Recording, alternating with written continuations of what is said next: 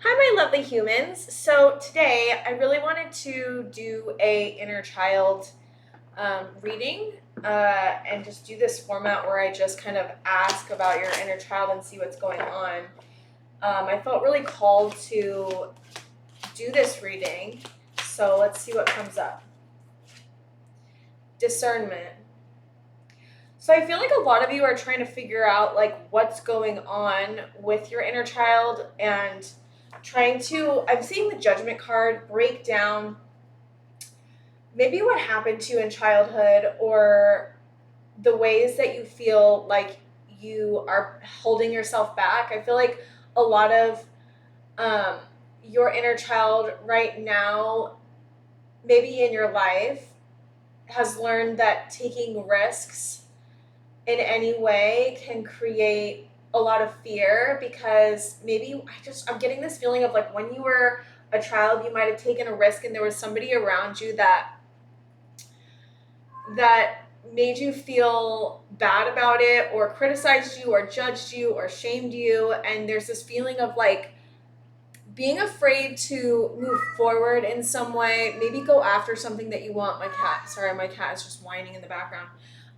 Maybe go after something that you want, and maybe you're trying to work with this part of yourself and help yourself feel safe so that you can go after what you want. And I feel like, I don't know, I'm hearing spirit say it's going to take a lot of bravery. And the way that you achieve bravery with your inner child is by creating safety with an attachment figure. And usually, of course, it's in yourself. And you imagine an attachment figure in your head or your spirit guides or any figure that you deem safe in your head. And you imagine that like attachment figure coming in and creating maybe a bubble. I'm seeing a golden bubble of protection around your inner child. And a lot of this too has to do with like talking to your inner child and like really like providing the reassurance and the encouragement that you may have not gotten when you were a child. I just feel like there's a critical part of you that may make your inner child feel unsafe. And so it's like talking to the critical part of yourself and being like, I understand that you are trying to protect me. Thank you. But also, like, there's no reason to shame or criticize or judge ourselves because it's not actually helping us. It just may have been modeled for you as a child by an adult around you. And then you maybe like, this is what I've done. I've adopted parts, like, my parents would shame me or criticize me when I was a child, and I would adopt like a voice. You adopt voices from the people that are your caregivers, and that voice comes out, especially when I feel like I failed or I feel like I'm not doing good enough, and it really puts a damper on like moving forward, feeling like I'm in flow, figuring out what I even want, because I'll second guess myself constantly. And I feel like you're trying to make a new relationship, new experiences to teach and help your inner child feel safe so that they can kind of like let the door open. Because what happens, again, like I said in the beginning, was that your inner child can stop you from doing things. Like a resistance may come because they're too afraid to move forward, and then this is all like tied to the past, of course. Like usually the past has a, a remnant that kind of gets pushed into a present day situation, and it doesn't match the present day situation completely. Sometimes it can, which actually makes it more triggering. Um, but again, the advice from our guides is just to continue creating safety and grace and compassion and love for your inner child so that, again, they can open the door, because there's this feeling of this stopping energy that you may keep like going down the road and like you feel like you just keep getting stopped or stuck is kind of what I'm hearing. So if you're feeling stuck right now, bringing in compassion instead of criticism and judgment can be very helpful. It's easier said than done. So like, of course, this sounds really easy, but it's really not. I feel like a lot of you have a lot of parts to yourself, and it can make it very confusing because I'm seeing a bunch of your parts kind of like coming together and like kind of creating discord in a way. And so again, like creating safety and it's again discernment, right? Like figuring out which parts are activated is very helpful. So it's like about being quiet and kind of, kitty, it's about being quiet and kind of getting really still and like getting into like what's coming up for me, what are the voices that I'm hearing, what are the words that I'm saying to myself, because sometimes it can be very subconscious. So it's like, again, getting very still, which can be very hard when you're activated or triggered. But I definitely feel this triggering energy of something happening where you feel stuck in some way, and it's bringing up a lot for you. And so meditations can be very helpful. I heard sound hurts in the beginning before I even started channeling. I heard sound hurts can be very helpful in like maybe clearing this. It's just a very heavy, dense energy that I see surrounding you. And yeah, that's what I'm saying. Well, let me just pull another card. Beginnings, yeah. So new moon beginnings. There's like a path. I see you like walking through this door. Your inner child may be trying to stop a new beginning from happening because it's unknown. There's a fear of the unknown here for sure. And this fear of like, if I can't consistently say what's going to happen next, then I don't want to even know. Like I want to like back off. I want to like back out is what I'm hearing. And I think that's probably pretty frustrating to you.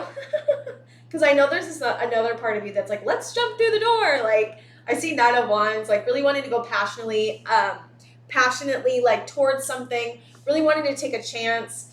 And, you know, again, this is about creating safety and also understanding like what the question I'm hearing here for this is, what new beginnings did I have when I was a child that were really scary for me, where something went wrong, and like getting really connected to like what those memories are and kind of dissecting it again and being discerning about what happened to you and trying to see it not from your inner child space, but seeing it from like an observer point of view or even a compassionate, unconditional point of view, because we all have these parts in ourselves. So you have a part of you that's unconditional and compassionate. So can you use that part and view the memory, as this is what I'm hearing, in that way? Because I think that could be very helpful. And also just like seeing, not blaming yourself for what happened, because I definitely feel like your inner child blames themselves for what happened, whatever this is, or maybe multiple things, because I'm hearing a bunch of different types of things that could have happened. But always like there's a pattern here, because it doesn't feel like just one thing happened. It feels like multiple things happened.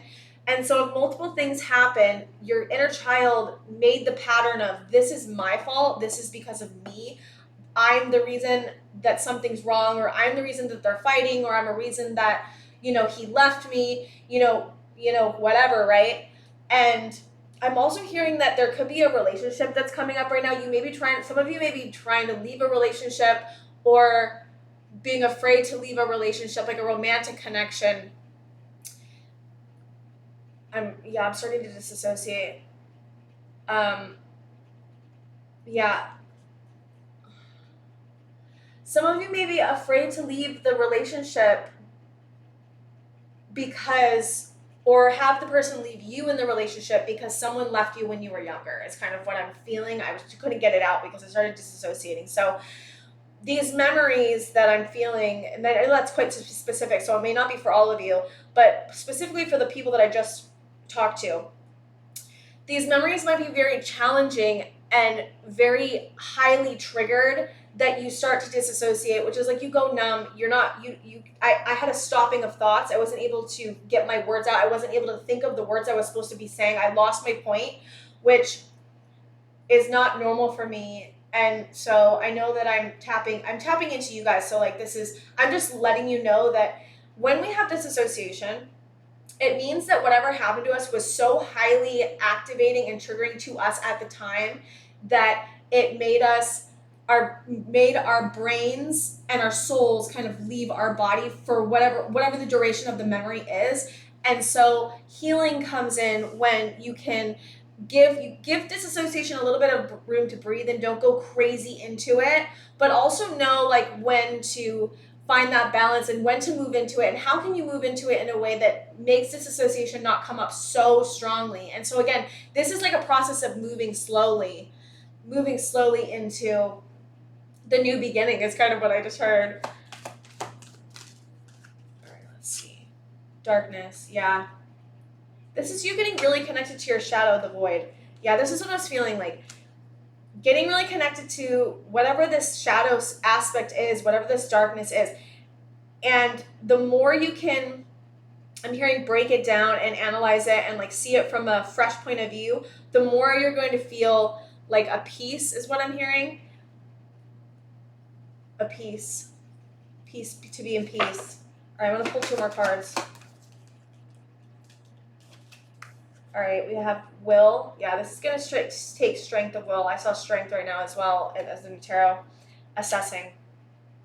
Yeah.